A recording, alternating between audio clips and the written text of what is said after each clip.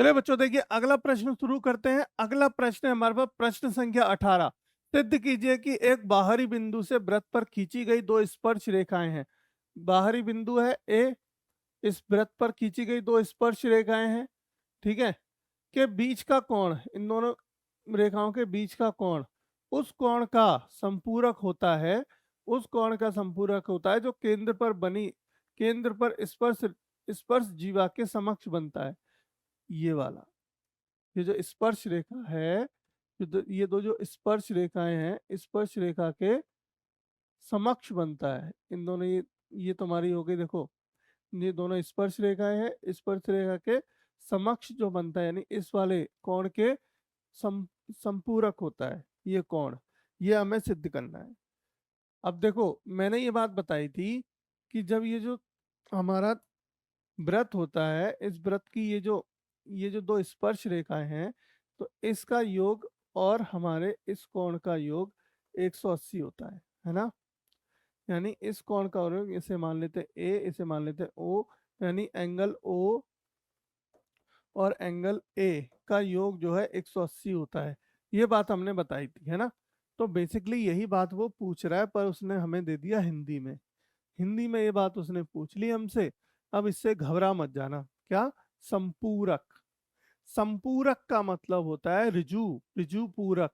और ऋजु पूरक क्या होता है? एक सीधी लाइन, मैंने बताई थी, एक सीधी लाइन, एक स्ट्रेट लाइन, सीधी लाइन संपूरक। सीधी लाइन का जो कोण होता है, आप बताओ कितना होता है?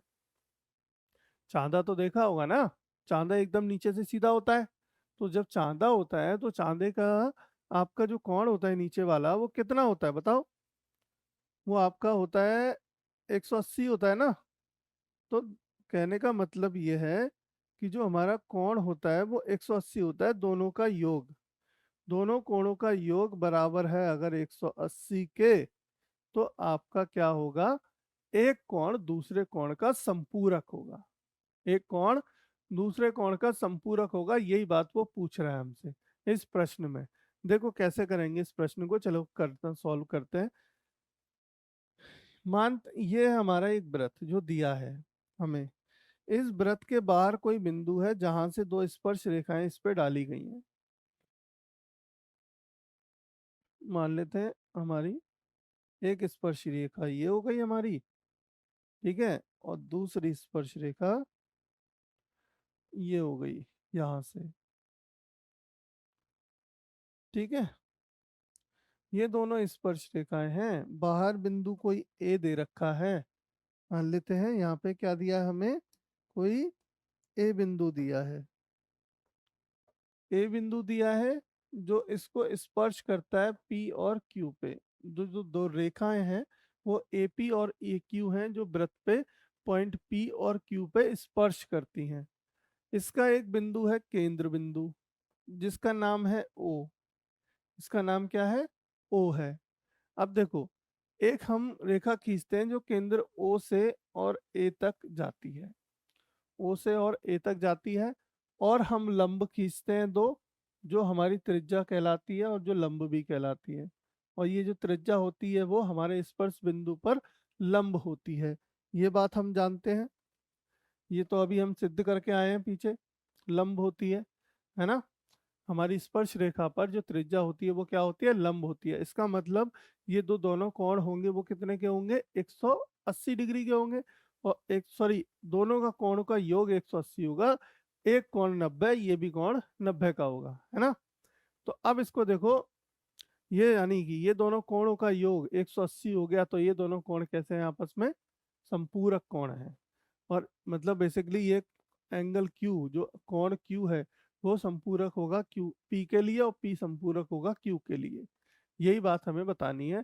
और इसी प्रकार हमें जो सिद्ध करना है वो ये सिद्ध करना है कि इन दोनों रेखाओं के बीच बना कोण, ठीक है, इन दोनों रेखाओं के बीच बना कोण हमारी इस जो केंद्र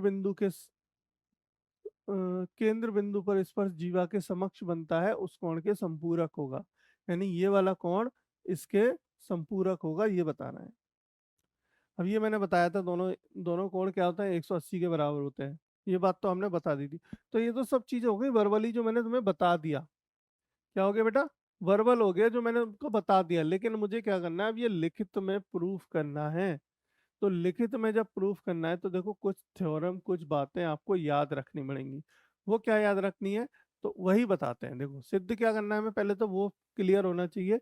स्पर्श जीवा पी क्यू द्वारा केंद्र पर बना कोण, ठीक है, पी ओ क्यू, स्पर्श रेखा पी क्यू द्वारा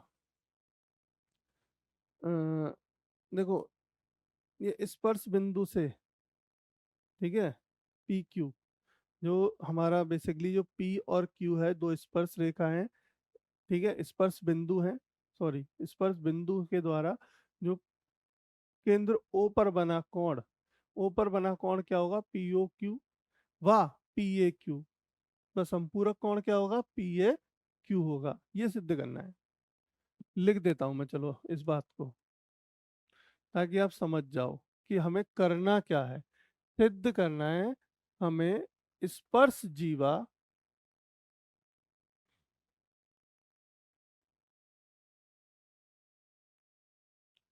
स्पर्श जीवा हमारी कौन सी, पी और क्यू, ठीक है, ये एक जीवा बनाते हैं, एक जो ये जो बनाई गई है ये वाली, इसकी बात कर रहे हैं, स्पर्श जीवा, तो स्पर्श बिंदुओं से मिलकर बनी गई है, इसीलिए इसको स्पर्श जीवा कह रहे हैं, ठीक है। स्पर्श जीवा द्वारा केंद्र पर बना कोण, स्पर्श जीवा पी क्यू द्वारा केंद्र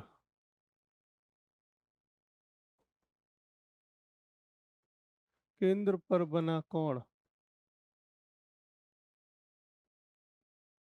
क्या होगा, केंद्र पर बना कोण angle P A Q, angle P O Q, sorry angle P O Q बेटा, और मतलब यह एंगल पी ओ क्यू व एंगल पी ए क्यू संपूरक होंगे। एंगल व एंगल पी ए क्यू क्या होंगे, संपूरक होंगे,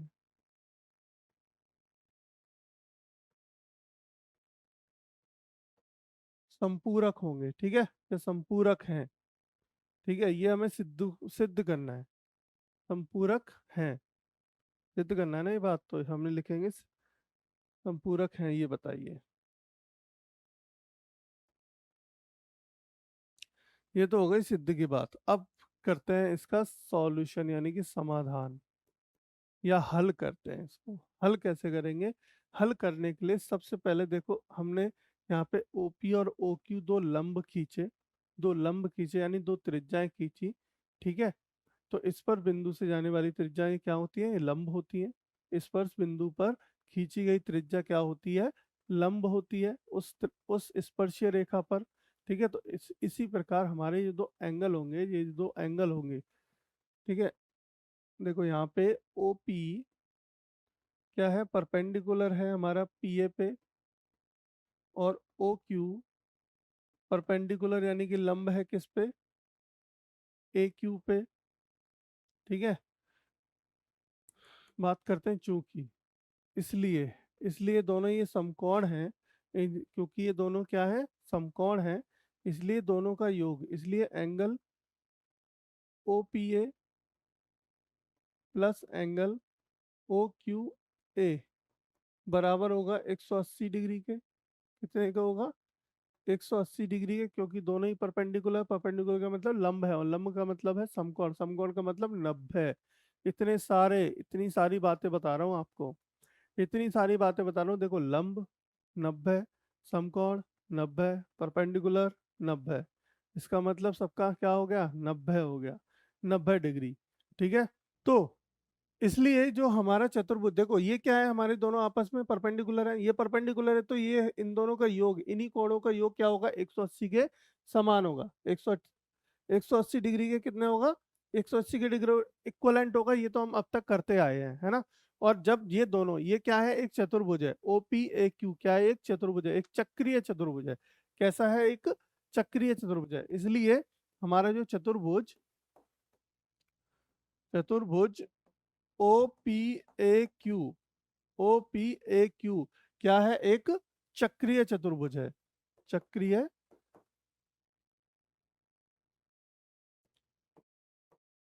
चतुर्भुज है ना? कैसा है? एक चक्रीय चतुर्भुज है, इसलिए एंगल, ये दोनों एंगल हमारे कौन से? एंगल पी ओ क्यू व एंगल पी ए क्यू आपस में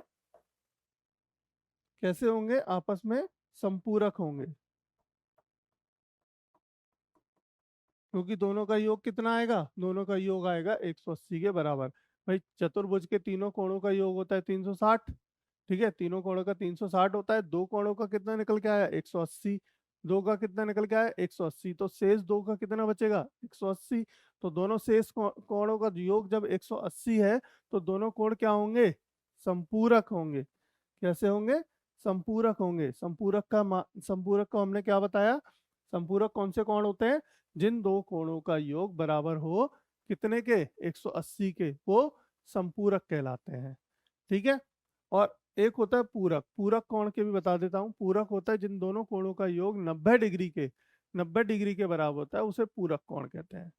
90 डिग्री के बराबर होगा उसे पूरक कोण कहते हैं। तो इसे हम क्या कहते हैं? सप्लीमेंट्री पूर संपूरक को।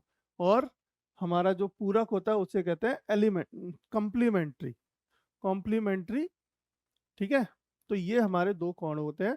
इन दोनों कोणों का योग एक का 90, 101 का 180। इसी कोण को, जो संपूरक कोण है, इसी का दूसरा नाम अगर मैं आपको बताऊं तो इसका दूसरा नाम होता है पूरक कोण। क्या होता है? पूरक, ऋजु पूरक कोण। ऋजु पूरक मतलब, ऋजु मतलब एकदम सीधी लाइन।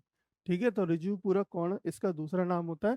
अगर कभी ऑब्जेक्टिव में अति लघु में, सॉरी अति लघु नहीं, आपका बहुविकल्पीय में अगर ये प्रश्न पूछ लिया जाए कि दूसरा नाम बताओ हमें, संपूरक कोण को दूसरे किस नाम से जाना जाता है, तो ऋजु पूरक कोण। ठीक है। या सरल कोण भी कहते हैं, सरल कोण भी कहते हैं, ये भी बता दिए। चलो और देखो, इतने सारे नाम बता दिए। ठीक है।